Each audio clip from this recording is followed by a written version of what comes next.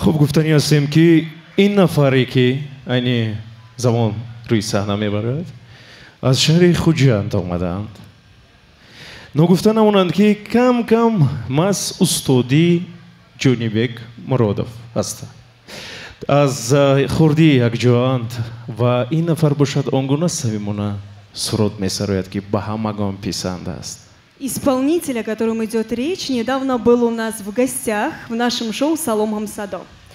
Он иногда стеснительный, но при этом очень милый, очень харизматичный, особенно когда выступает на сцене. И также является одним из самых сильных исполнителей на нашей эстраде. Сейчас вы сами все увидите. Встречайте, друзья, гость из любимого нами Худжанда Джамшед Исмаилов!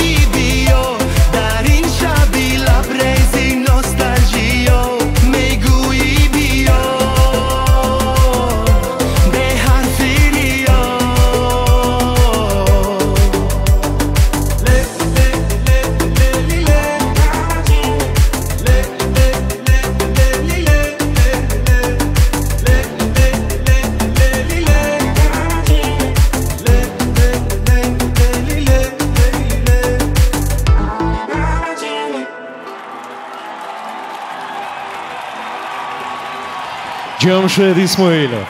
Джамшед Джон, садоятон хасты набашад. Ташакур изёр. Мархамат. Хоп. Для награждения на эту сцену приглашается коммерческий директор ресторана Якосарой Фэмили Бахтиёр Мухамадиев.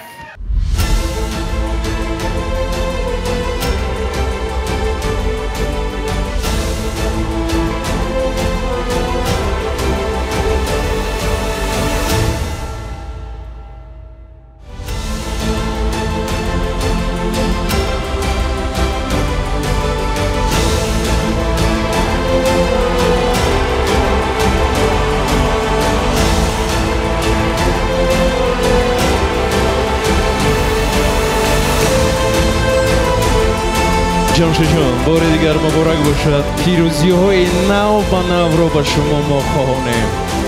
خوش آمدید. سلام باشه.